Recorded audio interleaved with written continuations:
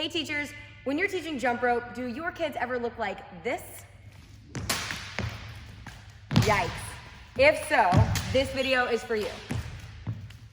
All right, so the first challenge when you're working with your students to get them to jump rope is getting the rope smoothly over the head. So we have a few progressions that we want to show you that will help, okay? One of the first ones that we like to do is just arm circles, all right? So having the arms out in front and just swinging them forward. You can do this as a warm-up. You can do this right before you start jumping, whatever you want to do, but just swinging forward, just like that. Now, to make sure your kids understand what forward and backwards is going to be like, you can also have them reverse the direction and just simply go backwards, all right? So this is just a really, really simple way to help your kids understand forwards, backwards, and where their arms should be moving when they start putting the rope in their hand for the next progression.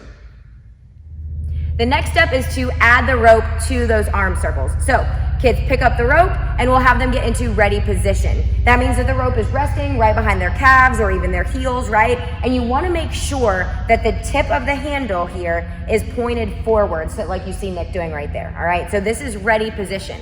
From here, we like to rainbow the rope. That's basically just doing an arm circle and making the rope move over the head in a rainbow, okay? So first step there, we're gonna rainbow and let that rope hit your toes, just like this.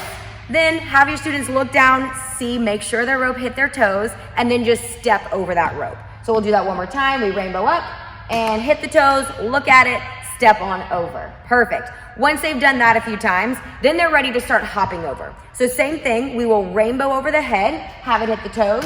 This time, challenge your students to hop with 2 feet over that rope, just like that. So we'll try it one more time. We rainbow, hit the toes, look at it, and hop. Nice. All right, once they've done that, they're starting to now understand the progression of what happens with the jump. So the next step is to have them jump right before the rope actually hits their toes. So the challenge is to jump before they actually get hit. Looks like this. We rainbow, and right before it hits, we jump. One more time, we rainbow, right before it hits our toes, we jump, all right? So that's our little series of rainbow progressions, and then honestly, after that, we set them free.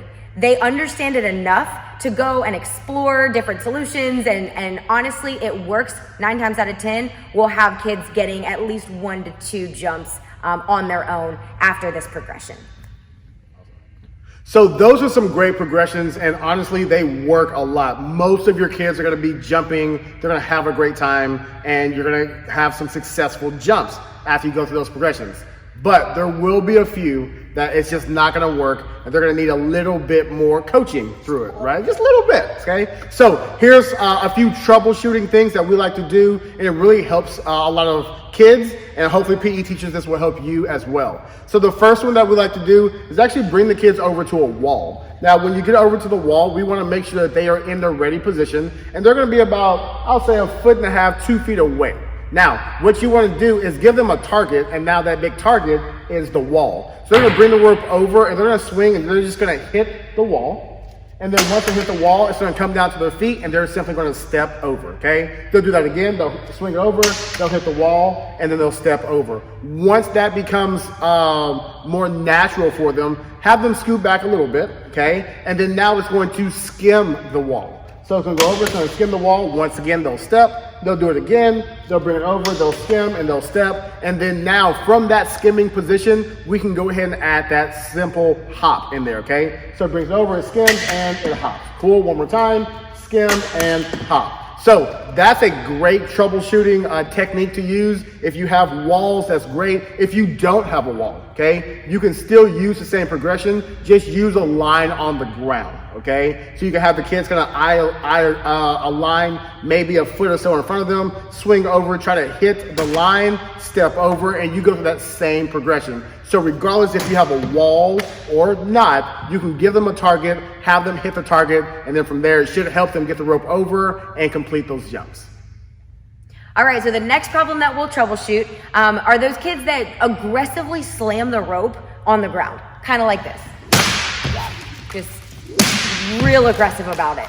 So clearly this is a problem because when we're slamming the rope like this, it's gonna bounce up off the ground, and then even if the kids are jumping at the right time, it's just not gonna go under their feet.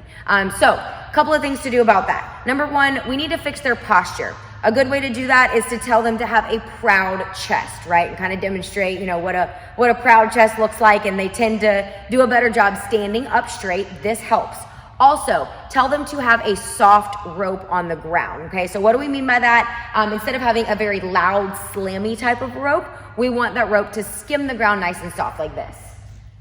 Yep, so nice and soft. It's a nice quiet rope, right? You can use cues like this, and it tends to click in their brain, okay? So again, combining those two different strategies of fixing their posture, proud chest, and a soft rope tends to help the whole slamming issue, right? Then I'm gonna take you into troubleshooting number 3 really fast as well.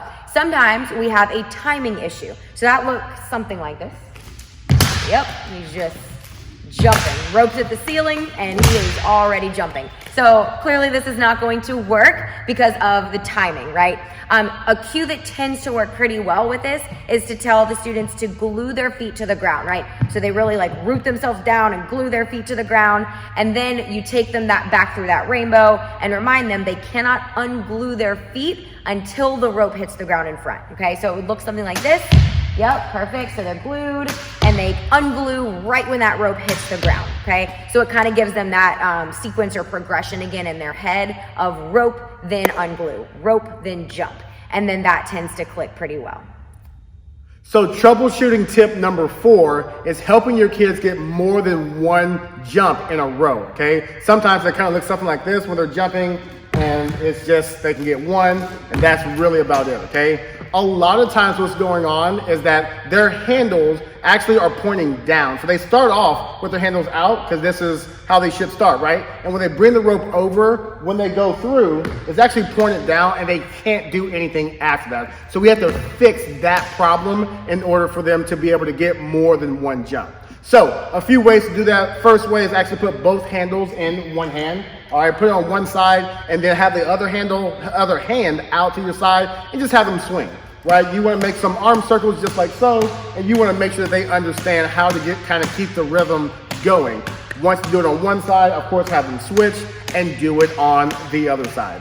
Then what you want to do is get them back into the ready position, and then we're gonna, challenge them to maybe do 2 jumps, all right? And remind them the handles are always pointed out the entire time. So we're gonna go for 2 jumps, bring the rope over, we get jump and jump. Perfect, right? Just like that. It can go as slow as possible, they can go fast. Doesn't matter, but we want to get the rope over twice. Then, of course, we go into 3 jumps. So 1, 2, 3, and then from there you can do more and more and more. Because once your kids feel successful with like 1 jump, 2 jump, 3 jump, maybe building up to 5, then they're gonna want to do more hopefully, and then you'll have more longer success with all of your students doing jumping. So we hope that these progressions and tips have been helpful for you. We want to see all of your kiddos jumping like rock stars. Don't forget, if this stuff works for you or if you have a question, always comment down below. We'll try to check those and respond back. Also, definitely subscribe. We'll have more videos like this coming up and you don't want to miss them. But I think that's all we got for you for today. Yep, so thanks for hanging out and we will see you next time. Adios.